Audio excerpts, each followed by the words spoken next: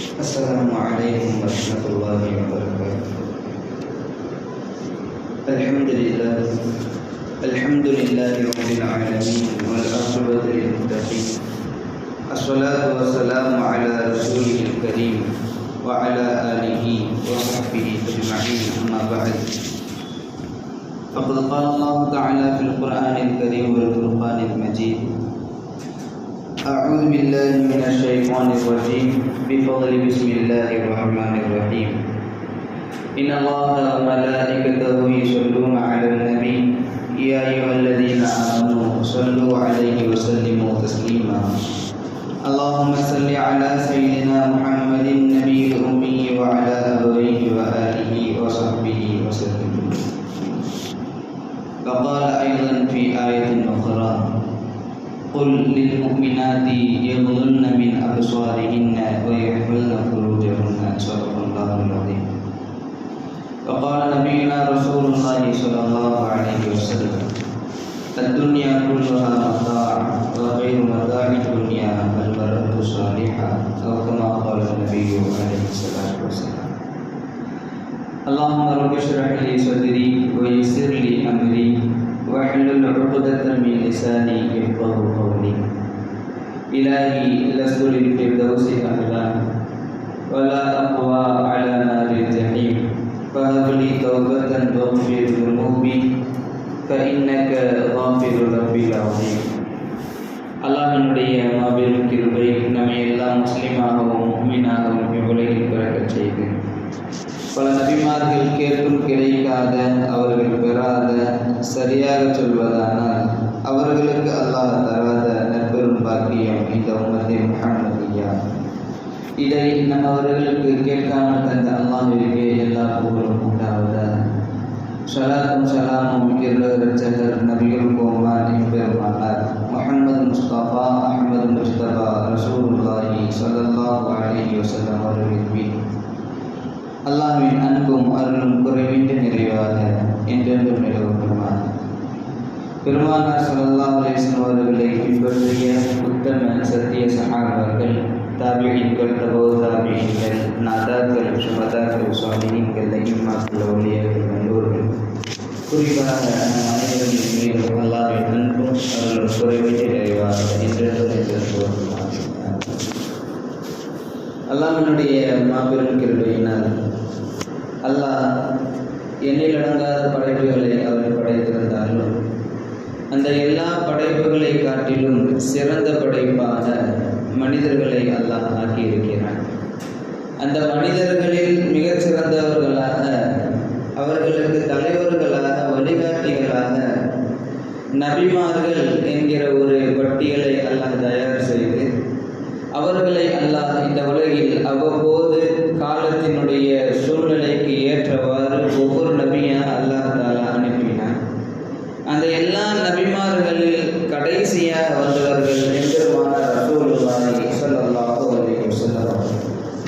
இப்படி எல்லா நபிமார்களும், சுமார் 1.25 லட்சம் நபிமார்களும் இந்த உலகில் வந்து தோன்றிய பொழுதும், ஆரம்பம் முதல் கொன்று இதுநாள் வரையிலும் மனித சமூகங்களுக்கு மத்தியில் ஒரு சந்தர்ப்ப சூழ்நிலையில் ஏதாவது ஒரு பிரச்சனையோ அல்லது சண்டையோ அல்லது தவறுகளோ நடக்கிறது என்று பார்க்கிற பொழுது அதனுடைய காரணம் அல்லது ஆரம்ப புள்ளி மனித இரு பாலர்களில் ஒரு பாலரான பெண்களை சுற்றிதான் அது நிகழ்ந்திருக்கிறது. மனித படைப்பினுடைய யதார்த்தமும் அதுதான். சையதுனா ஆதம் அலைஹிஸ்ஸலாத்து வஸ்ஸலாம் அவர்கள் இந்த உலகிற்கு வருவதற்குண்டான காரணியாக அல்லாஹ் அவர்களுடைய மனைவியாகிய ஹவ்வா அலைஹிஸ்ஸலாம் அவர்களைத்தான் அல்லாஹ் தஆலா ஏற்படுத்தியிருந்தார். இந்த உலகில் தோன்றிய முதல் பாவம் கொலை, அது கூட ஒரு பெண்ணின் காரணமாகத்தான் அல்லாஹ் தஆலா ஏற்படுத்தியிருந்தார். நபி ஆதம் அலைஹிஸ்ஸலாத்து வஸ்ஸலாம் அவர்களுடைய பிள்ளைகள் ஹாபில் காபில் எனப்படுவார்கள். அந்த இருவர்களுக்கும் திருமணம் நிச்சயிக்கப்பட்ட பொழுது காபிலினுடைய மனைவியை விட ஹாபிலின் மனைவி கொஞ்சம் கூடுதல் அழகாக இருந்ததினால் அந்த பெண்ணை மனம் முடிக்க கேட்கிறார் காபில். ஆனால் இறைவனுடைய நாட்டம் அந்த பெண் காபிலுக்கு கிடையாது, ஹாபிலுக்கு தான் என அல்லாஹ் தஆலா சொல்லி இருக்கிறார்.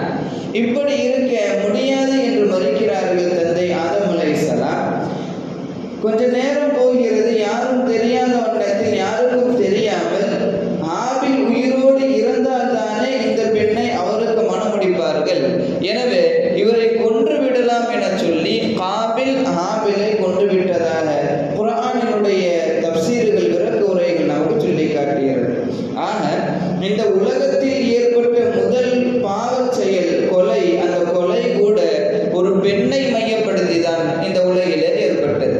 அப்படி இருக்க தமிழில் ஒரு பழமொழி சொல்லுவார்களே, ஆவதும் பெண்ணால் அழிவதும் பெண்ணால் என்று. இது போல இந்த உலகில் பல கட்டங்களில் பெண்கள் என்று வருகிற பொழுது கொஞ்சம் எச்சரிக்கையாக இருக்கப்பட வேண்டியவர்கள் தானும் தன்னை சுற்றி இருப்பவர்களும் என்பதை இந்த உலக வரலாறு நமக்கு அவ்வப்போது சொல்லிக் கொண்டே இருக்கிறது.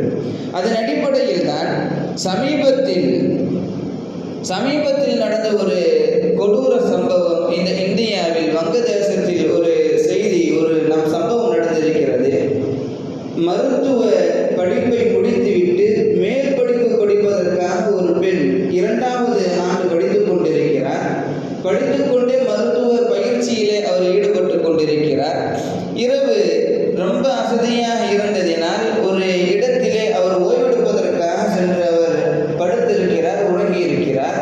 அந்த பெண்ணை நோட்டமிட்டுக் கொண்டிருந்த ஒரு சில நபர்கள் அந்த பெண்ணை தூங்குகிற பொழுது அவரிடத்தில் தவறான முறையில் நடந்து கொள்கிறார்கள்.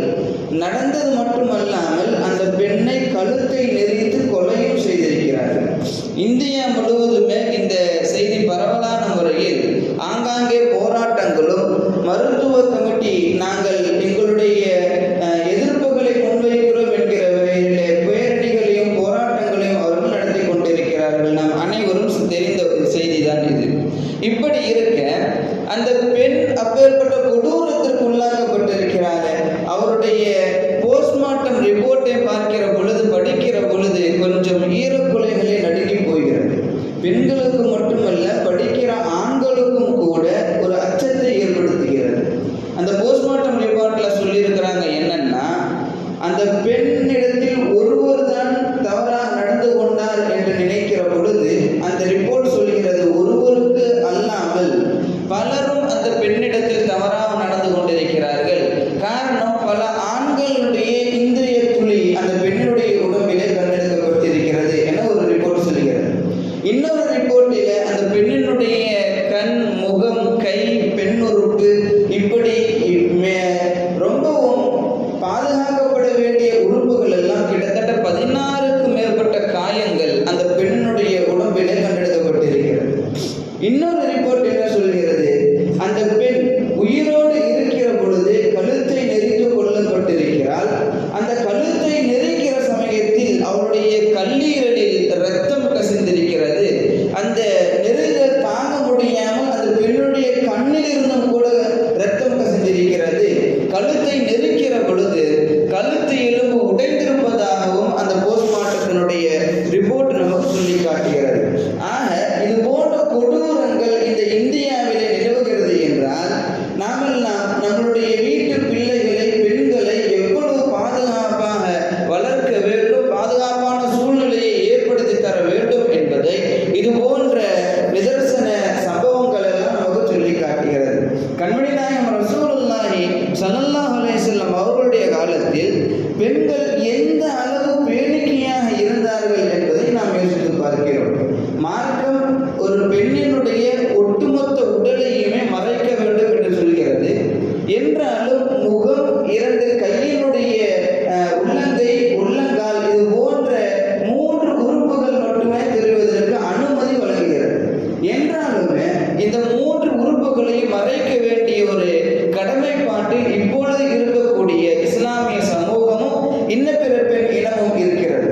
காரணம், பெருமானார் ரசூலுல்லாஹி ஸல்லல்லாஹு அலைஹி வஸல்லம் அவர்களுடைய காலகட்டத்தில் உம்மு கல்லாத் ரலியல்லாஹு அன்ஹா என்கிற பெயரில் ஒரு சஹாபி பெண் தன்னுடைய மகனை அல்லாஹ்வுடைய பாதையில் போர் செய்வதற்காக முஸ்லிம்களோடு அவர்கள் அனுப்பி வைத்திருக்கிறார்கள். போர் முடிந்து வீடு திரும்புகிறார்கள், நாடு திரும்புகிறார்கள் இஸ்லாமியர்கள்.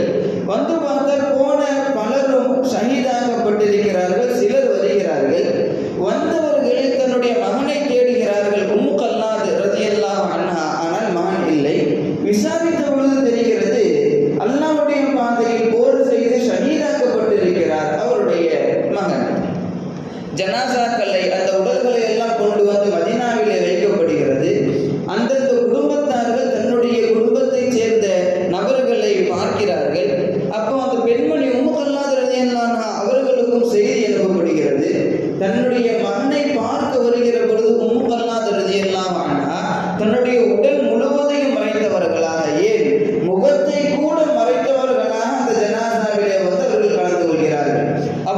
அருகில் இருந்த வயது முதிர்ந்த ஒரு சஹாபி ஒருவர் கேட்கிறார், உன்னுடைய மகனுடைய இழப்பை பார்க்க வருகிற பொழுது கூட உன்னுடைய முகத்தை மூடி நீ வர வேண்டுமா என்ற ஒரு வார்த்தை கேட்டவுடன் அதற்கு அந்த சஹாபி பெண் கூறிய பதில் என்ன தெரியுமா? அந்த பதில் இந்த காலத்தில் இருக்கக்கூடிய எல்லா பெண்களுமே தன்னுடைய மனதில் பசுமர ஆணியை போல அவர்கள் பதிந்து கொள்ள வேண்டும். முகத்தை மூடி உன்னுடைய மகனுடைய இழப்பிற்கு ஜனாசாவிற்கு நீ வர வேண்டுமா என்ற கேள்விக்கு அந்த உம்மு கல்லாத் ரலியல்லாஹு அன்ஹா அவர்கள் சொன்ன பதில் என்ன தெரியுமா?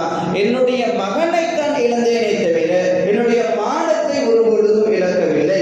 என் மகன் அங்கு இறந்து கிடக்கிறார், அல்லாஹ்வுடைய பாதையிலே அங்கு கொல்லப்பட்டு படுக்க வைத்திருக்கிறார். ஆனால் என்னுடைய மானம் என்னிடத்தில் இருந்து இழக்கவில்லை, அது பறிபோகவில்லை, கொல்லப்படவில்லை. எனவே என்னுடைய மகனை இழந்திருக்கிறேன், முகத்தை காட்ட வேண்டிய அவசியம் எனக்கில்லை, என்னுடைய மானத்தை நான் இழக்கவில்லை என்று உம்மு கல்லாத் ரலியல்லாஹு அன்ஹா அந்த நேரத்தில் சொல்கிறார்கள் என்றால் சொல்கிற நேரம் காலம் எப்பேற்பட்டது என்பதை நாம் யோசிக்க வேண்டும். செய்தினா கண்மணி நாயகம் ரசூலுல்லாஹி ஸல்லல்லாஹு அலைஹி வஸல்லம் அவர்கள் உலக படைக்கப்பட்டது முதல் அழிக்கப்படுகிற வரையிலுமே ஒரு சிறந்த காலமாக 3 நூற்றாண்டுகளை பெருமானார் குறிப்பிட்டார்கள். கைருல் குரூனி கர்னி என்று முதலாம் நூற்றாண்டை பெருமானார் சொன்னார்கள்.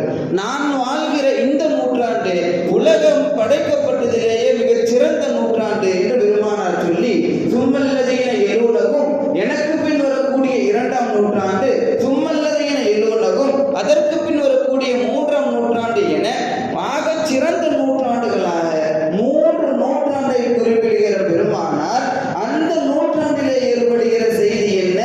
முகத்தை காட்டினால் மானம் பறிபோகும் என இருந்தார்கள் அன்றைய கால இஸ்லாமிய பெண்களும் சஹாபி பெண்களும். ஆனால் இப்பொழுது நம்மளுடைய காலத்தில் வாழ்கிற இஸ்லாமிய பெண்கள் எப்பேற்பட்ட நிலையில் இருக்கிறார்கள் என்பதை நாம் எல்லாம் யோசித்துக் கொள்ள வேண்டும். ஒரு பெண் எப்படி வளர்க்கப்பட வேண்டுமோ அப்படி வளர்க்கப்பட்டாலே ஒழிய அந்த பெண் நல்ல முறையில கண்ணியமான முறையிலே இந்த உலகில் நடத்தாட்டப்படுகிறார், வாழ வைக்கப்படுகிறார், வாழ்கிறார். எப்படி ஒரு பெண் வளர்க்கப்படக்கூடாதோ அப்படி வளர்க்கிற பொழுது அல்லது அப்படி வளர்கிற பொழுது அந்த பெண் எங்காவது ஒரு இடத்திலே சருகுதலை அந்த பெண் சந்திக்கிறார். தனது சிறுவயதோ அல்லது பருவ வயதோ அல்லது முதிர்ந்த வயதோ எந்த வயதிலாவது பெண் ஒரு இடத்தில் சருகுதலை சந்திக்கத்தான் செய்கிறார். நாம் யோசித்துக் கொள்ள வேண்டும். வயது முதிர்ந்தவர்கள் என்று நாம் யோசிக்க கூடாது. பெண் இனம்தான். என்னதான் பட்ட படிப்புகளை உயர்ந்த படிப்புகளை படித்தாலும், என்னதான் கலெக்டர் போன்ற பதவிகளிலே அந்த பெண்கள் அமர்த்தப்பட்டாலும், என்னதான் உயர்ந்த அரசியல்வாதிகளாக அந்த பெண்கள் இருந்தாலுமே தனக்கு என ஒரு ஆபத்து என ஏற்படுகிற பொழுது அதிலிருந்து தன்னை தற்காத்துக் கொள்வதற்கு அந்த பெண் மிகவும் பலகீனமானவர். உடலால் மட்டுமல்ல மனதால் பலகீனமானவர். ஏன் சமீபத்தில் கற்பழித்துக் கொள்ளப்பட்ட அந்த பெண்ணிற்கு அப்பேற்பட்ட ஒரு கோர சம்பவம் நிகழ்வு நடக்கிற பொழுது அந்த பெண் உயர்ந்த படிப்பை படித்தவள் தானே, அவர்கள் தன்னுடைய மானத்தை தற்காத்துக் கொள்ளலாம் இல்லையா? முடியவில்லையே. பெண்ணினுடைய இயற்கையை அல்லாஹ் படைத்தது பலகீனமாகத்தான் படைத்திருக்கிறான் ஆண்களை விட. எனவேதான் குர்ஆனில் அல்லாஹ் சொல்லுவான், அர்-ரிஜாலு கவ்வாமூன அலன் நிஸா, பெண்களை விட ஆண்கள் தான் மிகவும் சக்தி உள்ளவர்கள் என குர்ஆனிலே அல்லாஹ் சொல்லுவான். அப்படி இருக்க இப்படி ஒரு பலகீனமான சமூகமாக பெண் இனங்கள் இருக்க பாதுகாப்பற்ற ஒரு சூழ்நிலையில் ஏன் அவர்கள் தனித்து விடப்பட வேண்டும்? ஏன் அவர்கள் தனியாக போய் இருக்க வேண்டும்? ஏன் அவர்கள் தனியாக போய் உறங்க வேண்டும்? தன்னுடன் தனக்கு பாதுகாப்பான ஒருவர் தந்தையோ சகோதரனோ கணவனோ யாராவது இருந்தால் மட்டும்தான் ஒரு பெண் சமூகத்தில் பொது இடத்தில் பாதுகாக்கப்பட்ட பெண்ணாக அவள் கருதப்படுகிறார். இல்லையே என்னதான் நண்பர்களாக இருந்தாலுமே சிறு வயதிலிருந்து அவரை நான் பார்த்து வருகிறேன், அக்கா தம்பியை போல அண்ணன் தங்கச்சியை போல என்று பழகி வந்தாலுமே அந்நிய பெண் தான், அந்நிய ஆண் தான்.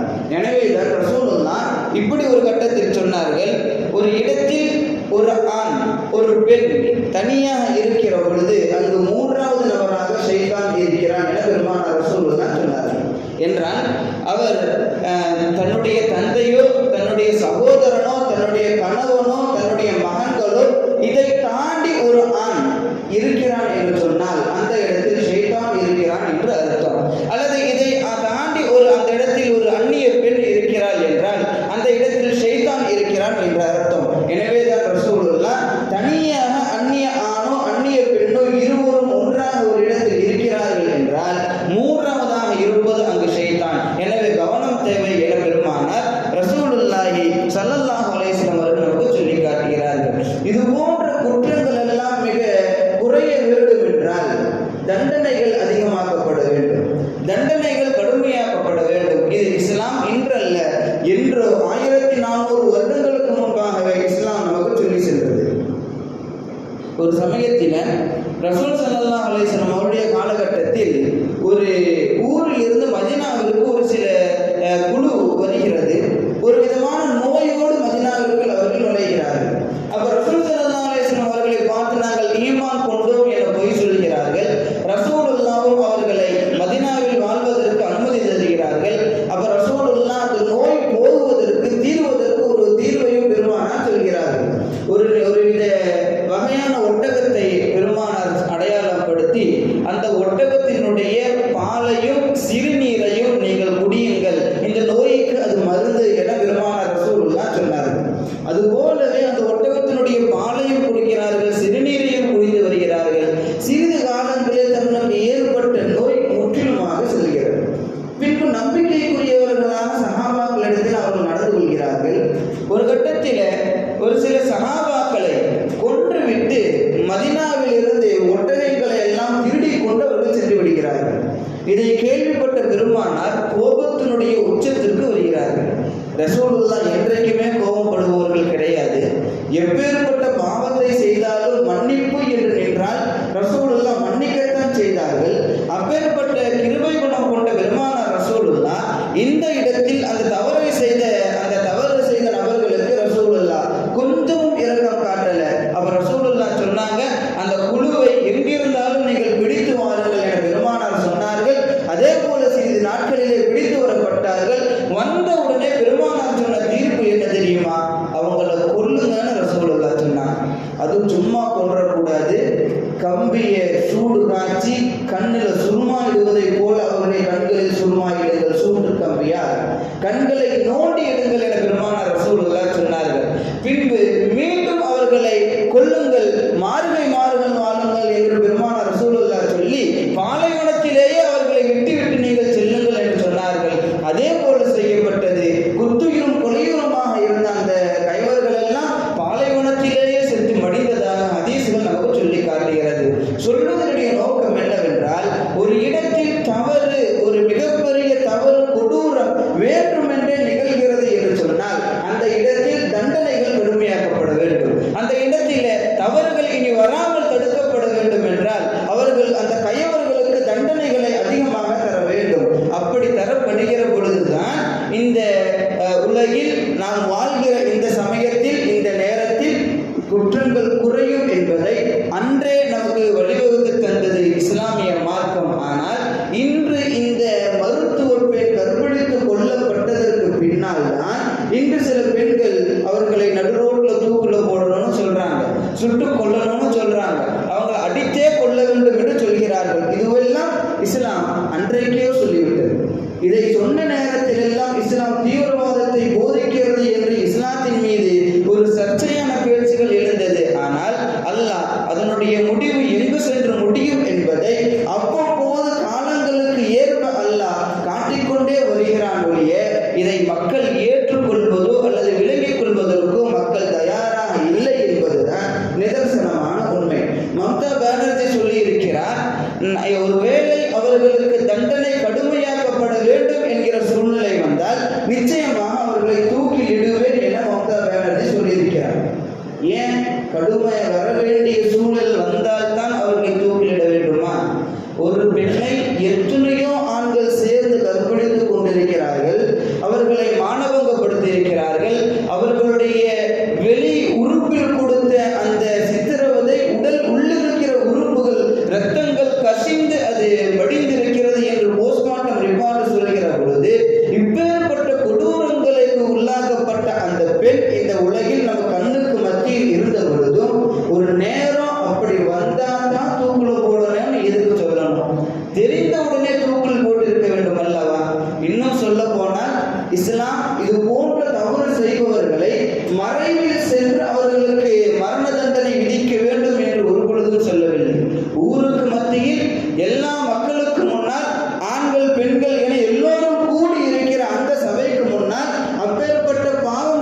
செய்தவன், தவறு செய்தவன், கற்பழித்தவன், கொலை செய்தவன், இது போன்ற நபர்களுக்கு தண்டனை என்று வருகிற பொழுது ஊர் மக்களுக்கு முன்னால் தான் நிகழ வேண்டும் என பெருமானார் ரசூலுல்லாஹ் சொல்லி இருக்கிறார். காரணம் என்ன தெரியுமா? இப்படி ஒருத்தர் தவறு செஞ்சுட்டான், அவனுக்கு இப்பேற்பட்ட கொடூர தண்டனை என ஒருவர் பார்த்தால் அந்த தவறில் அவன் போய் விழுவானா? அப்படி பார்த்தால் அந்த தவறில் அவன் போய் விழுவானா? விழமாட்டானே. ஒருவர் கொடுக்கப்படுகிற தண்டனையில் ஒட்டுமொத்த உலகமும் திருந்த வேண்டும் என்பதை கண்மணி நாயகம் ரசூலுல்லாஹி ஸல்லல்லாஹு அலைஹி வஸல்லம் அவர்கள் அன்றே நமக்கு சொல்லி சென்றிருக்கிறார்கள் என்றால், அந்த சட்டங்களை எல்லாம் நம்மளுடைய வாழ்க்கையில் எடுத்து நடக்க வேண்டிய கடமைப்பாடு நம்மளுடைய மக்களுக்கு மத்தியிலே இருக்கிறது. இப்படியெல்லாம் ஒரு நேரம் போய் கொண்டிருக்க, எங்கேயாச்சும் ஒரு தடவை தானே, எப்பாச்சும் ஒரு தடவை தானே இப்படி நடக்குது, எல்லா நேரத்திலையும் இப்படி ஒரு சட்டம் தேவையா? யார் சொன்னது எப்பவாவது ஒரு முறை என்று சர்வே புள்ளி விவரம் நமக்கு சொல்லி காட்டுகிறது. இந்த ஆண்டு ஏப்ரல் மாதம் வெளியிடப்பட்ட தேசிய குற்ற ஆவண காப்பகத்தின் ஒரு அறிக்கையில் 2022 1111 பாலியல் வழக்கு பதிவு செய்யப்பட்டிருக்கிறது. அதே ஆண்டில் பெண்களுக்கு எதிரான குற்றம் எத்தனை தெரியுமா? 34,738 வழக்குகள் பதிவு செய்யப்பட்டிருக்கிறது. இப்படியெல்லாம் பதிவு செய்யப்பட்டிருக்கிற வழக்குகளை நாம் பார்க்கிற பொழுது கிட்டத்தட்ட 71.80% பெண்களுக்கு எதிராக இந்த இந்திய நாட்டில வன்கொடுமைகள் நடந்து கொண்டிருக்கிறது என்று சொன்னால் நாமெல்லாம் யோசிக்க வேண்டும். எங்கோ ஒரு புறம், எப்போ ஒரு தடவை அல்ல, தினமும் நடந்து கொண்டிருக்கிறது. நம்முடைய கண்களுக்கும் காதுகளுக்கும் தெரியாமல் நடந்து கொண்டிருக்கிறது. இது போன்ற மிக பெரிய சம்பவங்கள் மக்களுக்கு மத்தியிலே பரவுகிற பொழுதுதான் அந்த ஊர்ல ஒரு மூக்குல இப்படி நடந்துச்சு, இந்த ஊர்ல ஒரு மூக்குல இப்படி நடந்துச்சுன்னு சொல்லி ஒட்டுமொத்த வழக்குகளையும் கொண்டு வந்து முன்வைக்கிறார்கள். இப்படி ஒரு இடத்தில் நடக்கிற பொழுது அதை தடுக்கிற வண்ணத்தில் நாம் ஏதாவது ஒரு ஆவண செய்திருந்தால் இது போன்ற தவறுகள் அடிக்கடி நடக்குமா? யோசித்து பார்க்க வேண்டும். குறிப்பாக இன்றைய காலகட்டத்தில் கொஞ்சம் சங்கடப்படுவதற்கும் தலை குனிவதற்கும் உண்டான ஒரு செய்தி இஸ்லாமியர்களுக்கு குறிப்பாக ஒரு 4-5 ஆண்டுகளுக்கு முன்னால் கோயம்புத்தூர்ல ருக்ஸானா என்கிற இஸ்லாமிய பெண், அந்த பெண்ணினுடைய போட்டோவை நியூஸ்ல காட்டுறாங்க. மாஷா அல்லாஹ், அவ்வளவு அழகான, அவ்வளவு ஒரு பொலிவாக இருக்கிறது அந்த பெண்ணினுடைய முகம். அப்பேற்பட்ட இளம்பெண் ஒரு நேரத்தில் தன்னோடு பழகிய ஒரு நபரால் அவர் கற்பழித்து கொல்லப்பட்டிருக்கிறார். ஒருத்தனோடு தான் நினைச்சு பார்த்தாங்க, ஆனா அவரோடு சேர்ந்து 5-6 நபர்கள் அந்த பெண்ணை மானபங்கப்படுத்தியிருக்கிறார்கள். எங்கோ இல்லை, நம்ம நாடு தமிழ்நாடு கோயம்புத்தூர்ல. அந்த பெண் கல்லூரியில் படிக்கிற பொழுது ஒருவரோடு சிநேகிதத்தில் இருந்திருக்கிறார். அந்த பெண்ணை சிநேகிதம் கொண்ட நபர் ஒரு நேரத்தில் கல்லூரியை விடுமுறை விட்டு நம்ம வா ஹில் ஸ்டேஷன் போகலான்னு கூட்டிட்டு போயிருக்கிறான். அந்த பெண்ணும் நம்பி போயிருக்கிறார் ருக்ஸானா. போய் பார்த்தா அவனை வரவேற்பதற்காக 4-5 இளைஞர்கள் அங்கே ஏற்கனவே இருக்கிறார்கள். அப்போ அந்த பெண்ணிடத்தில் அந்த பையன் சொல்றான், அவங்கெல்லாம் என்னுடைய ஃப்ரெண்ட்ஸு தான். அப்படியா, சரி. அப்படியே கொஞ்சம் தூரம் போறாங்க. போய் அப்படியே மூக்கை, கண்ணை, காதை போட்டு காட்டுக்குள்ளே இழுத்து சென்று அங்கு வைத்து அந்த பெண்ணை பாலியல் துன்புறுத்தப்பட்டு அந்த பெண்ணை அதே இடத்திலேயே கொலை செய்து, மலையாக இருப்பதினால் அந்த இடத்தில் தோண்ட முடியல, ஃபுல்லா பாறைகளாக நிரம்பி இருக்கிறது. ஒரு பள்ளத்தாக்கில் தூக்கி அந்த பெண்ணுடைய சடலத்தை போடுகிறார்கள். போட்டு விட்டு கீழே இறங்கியும் போய் பார்க்குறாங்க. அந்த சடலம் ரொம்ப பெரிய சிதைகள்லாம் இல்லை, கண்டுபிடிச்சிருவாங்க. எப்படியா இருந்தாலும் போலீஸ் புதைச்சாகணும், புதைக்கிறாங்க, முடியல. சிறு சிறு கற்களை எல்லாம் கொண்டு வந்து அந்த பெண்ணுடைய முகத்தில், உடம்பில் எல்லாம் போட்டு எல்லா உறுப்பையும் சிதைத்து கற்களால் முடிந்த அளவு ஒரு சமாதியை போல அவர்கள் கட்டிவிட்டு அந்த இடத்திலிருந்து சென்றிருக்கிறார்கள். பெண்ணை காணோம் பதறி போன பெற்றோர்கள் காவல் நிலையத்தில் வந்து புகார் கொடுத்த பொழுது 2-3 நாட்களில் கண்டுபிடிக்கிறார்கள் அந்த ருக்ஸானாவுடைய கதி என்னாயிற்று என்று. கண்டுபிடித்து வந்த அந்த போலீசார் தன்னுடைய பெற்றோரிடத்தில் இப்படி ஒரு நிலைமை எப்படி சொல்றதுன்னு தயங்குறாங்க. வேற வழியில சொல்லிதான் ஆகணும். சொல்லியாச்சு. அதுக்கப்புறம் அந்த அம்மாவும் அத்தாவும் அப்படி புலம்பி அழுது கதறி ரோட்ல விழுந்து என்ன பிரயோஜனம்? வளர்க்கிற பொழுதே பெண்களாகட்டும் ஆண்களாகட்டும் நல்ல ஒழுக்கம் கற்பித்து வளர்க்கப்பட்டிருந்தால் இதுபோல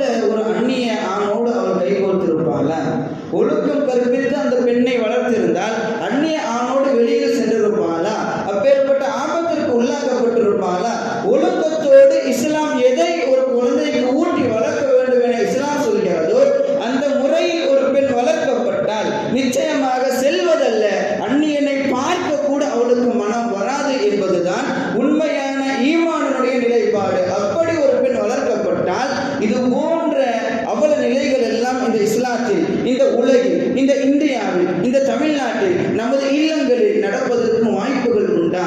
இல்லையே. ஆனால் அந்த குழந்தைகளை வளர்க்க வேண்டிய விதத்தில் வளர்க்க தவறிய அந்த பெற்றோர்கள் தான் முதல் குற்றவாளி. என்னுடைய கருத்து. அந்த பெண் அப்படி போய் மானபங்கப்படுத்தப்படுகிறாள் என்று சொன்னால், அந்த பெண் அப்பேற்பட்ட நிலையை ஏற்படுவதற்கு காரணம் தன்னை பெற்றெடுத்து வளர்த்த பெற்றோர்கள் முதல் குற்றவாளி. அதற்கு பின்னால் தான் சமூகத்தில் வேறு யாராவது இருக்க முடியும். இதை நாம் மனதிலே நன்றாக விளங்கிக் கொள்ள வேண்டும். ஒரு 6-7 ஆண்டுகளுக்கு முன்னால் டெல்லியில் ஒரு சம்பவம் நடந்தது. ஓடுகிற பேருந்தில, செல்கிற பேருந்தில ஒரு பெண் கற்பழிக்கப்பட்டால, நினைவிருக்கிறதா? அது எவ்வளவு பெரிய பூகம்பமாக இந்த இந்தியாவில் வெடித்தது.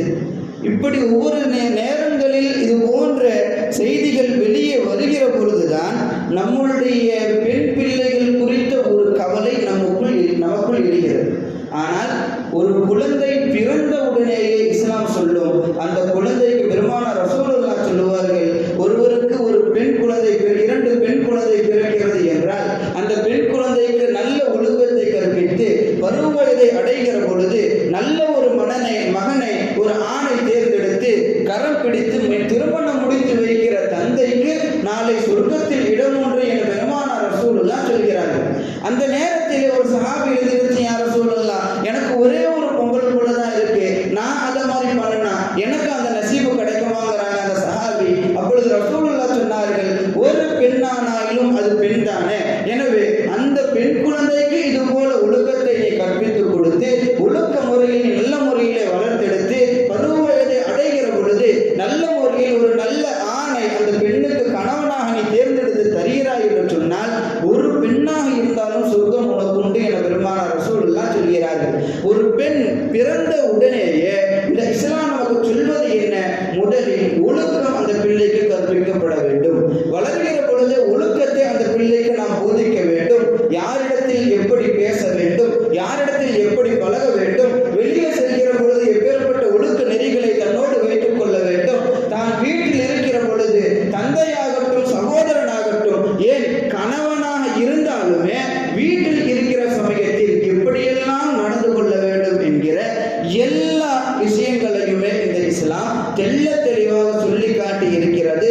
அதன் அடிப்படையில் வாழ்ந்தவர்கள் தான் சஹாபி பெண்கள், தாபிஈ பெண்கள், விலாயத்தை பெற்ற உயர்ந்த சாலிஹத்தான நல்ல பெண்கள் என்பதை நாம் எல்லாம் விளங்கிக் கொள்கிறோம். பெருமானார் ரசூலுல்லாஹ்வுடைய காலத்தில் உம்மு கல்லாத் ரலியல்லாஹு அன்ஹா ஒருவரை குறிப்பிட்டேனே, அந்த காலத்தில் மட்டும் அப்பேற்பட்ட வாழ்க்கையை வாழவில்லை இஸ்லாமிய உயர்ந்த பெண்கள் எல்லாம்.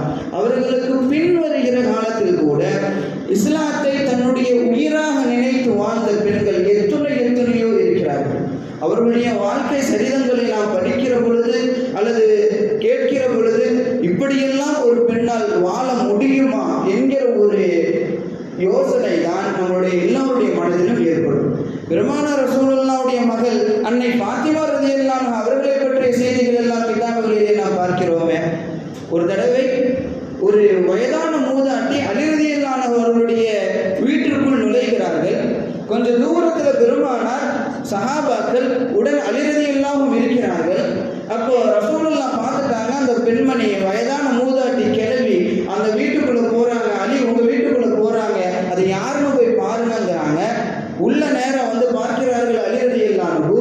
எந்த ஒரு மூதாட்டியும் இல்லை, தன்னுடைய மனைவி ஃபாத்திமா ரலியல்லாஹு அன்ஹா அவர்கள் தான் இருக்கிறார்கள். எல்லா இடத்திலும் தேடி பார்த்து கடைசியாக கேட்பார்கள், உள்ள வந்து ஒரு மூதாட்டி வந்தாங்களே அவங்க எங்கன்னு கேட்கும் பொழுது அப்பொழுது சொன்னார்கள் ஃபாத்திமா ரலியல்லாஹு அன்ஹா, கணவரே அது வேறு யாரும் இல்லை, நான் தான். நீ இல்லம்மா, வயசான ஒரு மூதாட்டிமா உள்ள வந்தாங்க. கணவரே அது நான் தான். என்னம்மா சொல்ற? அப்ப ஃபாத்திமா ரலியல்லாஹு அன்ஹா அவங்க சொன்னாங்க, நான் அல்லாஹ்விடத்திலே இப்படி ஒரு துஆவை கேட்டு வருகிறேன். நான் வெளியே செல்கிற பொழுது வங்கெலவையாக வயது முதிர்ந்த மூதாட்டியாக நான் காட்சியளிக்க வேண்டும். வீட்டிற்குள் வருகிற பொழுது என்னுடைய கணவருக்கு நான் இளமையாக நான் காட்சியளிக்க வேண்டும். யா அல்லாஹ், இந்த துஆவை கபூல் செய் என நான் தினமும் கேட்கிறேன். அதனுடைய விளைவு வெளியே சென்றால் மூதாட்டியாக, வீட்டிற்குள் வந்தால் இளமையாக நான் இருப்பேன் என ஃபாத்திமா ரலியல்லாஹு அன்ஹா அவர்கள் சொல்கிறார்கள் என்றால், அன்று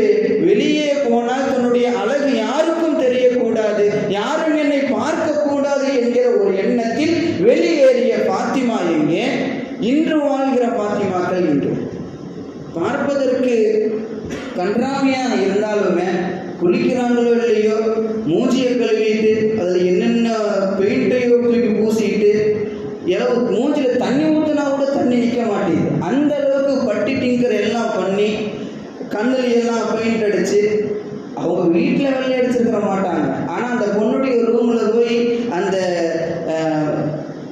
அவங்க வச்சிருக்கிற அந்த கண்ணாடிக்கு முன்னாடி போய் பார்த்தோம்னா இவ்வளோ பெரிய பாக்ஸு, அதை திறந்து இங்கிட்டு போகும் 2 கிலோமீட்டருக்கு, இங்கிட்டு 2 கிலோமீட்டருக்கு போகும். ஒவ்வொரு பாக்ஸ்லேருந்து ஒவ்வொரு டப்பாவாக எடுத்து ஒவ்வொரு சுட்டா மூஞ்சில் விட்டு அப்படியே பெயிண்ட் பூசுறது. எதுக்கு? இது இஸ்லாம் சொன்னதா? யாருக்கு அழகை காட்ட வேண்டுமோ அவர்களுக்கு காட்டுறதில்லை. தன்னுடைய கணவனுக்கு அழகை காட்ட வேண்டும் இஸ்லாம் சொல்கிறது. ஆனால் படுக்கும் பொழுது கணவன் இப்படி திரும்பி படுக்கிறான், பொண்டாட்டி அப்படி திரும்பி படுக்கிறான், நடுவில் தலகாணி இருக்கும், இல்லைன்னா பிள்ளை இருக்கும். அப்படி இல்லையா? ரொம்ப உச்சகட்டத்துக்கு போய் கணவன் கீழே படுத்திருப்பான், பொண்டாட்டி வெளியில் படுத்திருக்கும். ஆனால் யாருக்கு அந்த அழகை காட்டணும்? கணவனுக்கு காட்டணும். ஆனால் கணவனுக்கு காட்டாமல் வெளியே போகிற பொழுது இது போன்ற தன்னை அலங்காரப்படுத்தி அழகை அதிகமாக கூட்டி நல்ல நறுமணங்களை தருகிற ஸ்ப்ரேக்களை எல்லாம் அடித்து கொண்டு யாருமே தன்னை பார்க்கலைனாலுமே அந்த பெண் கடந்து போன உடனே அவள் மீது இருந்து வருகிற அந்த வாடை நறுமணத்தை மோகத்தை பார்த்து விட்டு பின்னாடி திரும்பி பார்க்க வைக்கிற வண்ணத்தில் இப்பொழுது இருக்கக்கூடிய பெண்கள், குறிப்பாக இஸ்லாமிய பெண்கள் இந்த உலகில், இந்த இந்தியாவில் நமக்கு மத்தியில் அவர்கள் சுற்றி கொண்டிருக்கிறார்கள் என்று சொன்னால் அவர்களை கண்காணிக்கிற பெற்றோர் எந்த வகையில் அவர்களை வளர்க்கிறார்கள் என்கிற ஒரு கேள்வி இங்கே வருகிறது. அவர்களை கண்காணிக்கிற பெண்கள் அல்லது அந்த அழகு சாதனங்களை கேட்கிற பொழுது வாங்கி தருகிற பெற்றோர்கள் தன்னுடைய தந்தையோ தன்னுடைய தாயோ எந்த எண்ணத்தில் அதை வாங்கி தருகிறார்கள்? யோசித்து பாருங்கள். இதை வாங்கி கொடுத்தா மூஞ்சில பூசிட்டு அவ வெளியே போவா, எல்லாம் பார்ப்பாங்க, எல்லாம் தவறான எண்ணத்தில் பார்ப்பார்கள் என்று தந்தைக்கும் தெரியும், தாயுக்கும் தெரியும். அப்படி தெரிந்திருந்துமே அதை சண்டை போட்டு புருஷன்கிட்ட சொல்லி அதை வாங்கி தான் பிள்ளைக்கு கொடுக்கிற தாய் இருக்கிற வரையிலும் இந்த இஸ்லாத்தில் இப்பொழுது இருக்கக்கூடிய காலகட்டத்தில் இஸ்லாமிய இளைஞர்கள், பெண்கள் உருப்பட போவதே கிடையாது. எப்போ தன்னுடைய வாழ்க்கையில ஹராமை கேட்கிற பொழுது அந்த இடத்துல, அந்த பெண்ணிடத்தில், ஆணோ பெண்ணோ யாரிடத்திலாவது அந்த வீட்டுக்காரர்கள் கொஞ்சம் கண்டிப்போடு நடக்கிறார்களோ அந்த இடத்தில் இஸ்லாம் மலர்கிறது என்பதை நாம் எல்லாம் விளங்கிக் கொள்ள வேண்டும். அந்த இடத்திலே அந்த இடத்தில் இருக்கிற அந்த பெண்ணோ ஆணோ நல்ல ஒழுக்கமானவனாக ஆகிறான் என்பதை நாம் எல்லாம் விளங்கிக் கொள்ள வேண்டும். எனவே ரசூலுல்லாஹ் பெண்களை பற்றிய எல்லா விதமான அபாயங்களையும் சொன்ன பெருமானார் ஒரு கட்டத்தில் இப்படியும் சொன்னார்கள், அத்துன்யா குல்லுஹா மதா, இந்த உலகம் முழுவதுமே சிற்றின்பம் தான். ஆனால் அந்த சிற்றின்பத்தில் சிறந்தது எது தெரியுமா?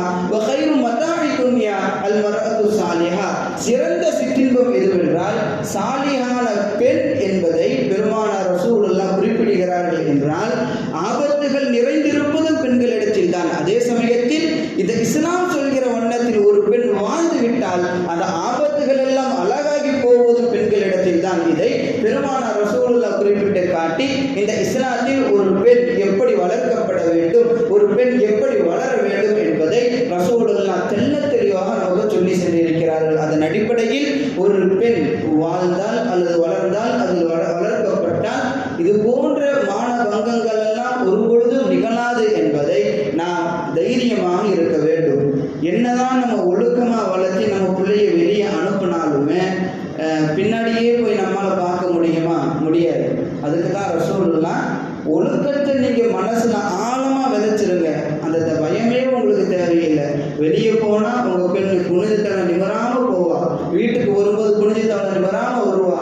அப்படி ஒரு பெண் வந்து விட்டால் உங்களுக்கு எந்த ஒரு கவலையுமே வேண்டாமே.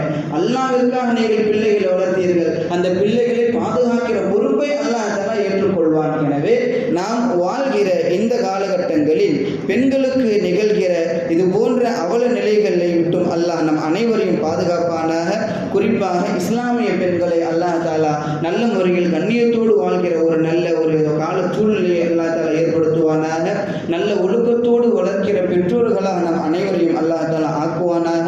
நல்ல ஒழுக்கமாக வளர்கிற பிள்ளைகளாக அல்லாஹ் தஆலா நம்முடைய பிள்ளைகளை ஆக்குவானாக. நம்மளுடைய ஆண் பிள்ளைகளோ பெண் பிள்ளைகளோ எல்லா பிள்ளைகளையுமே அல்லாஹ் தஆலா இஸ்லாம் போதிக்கிற வண்ணத்தில் வளர்ந்து வாழ்ந்து மடிந்து சந்தோஷமாக அவனை சந்திக்கிற நல்ல நசீபினை அல்லாஹ் தஆலா அனைவருக்கும் தருவானாக.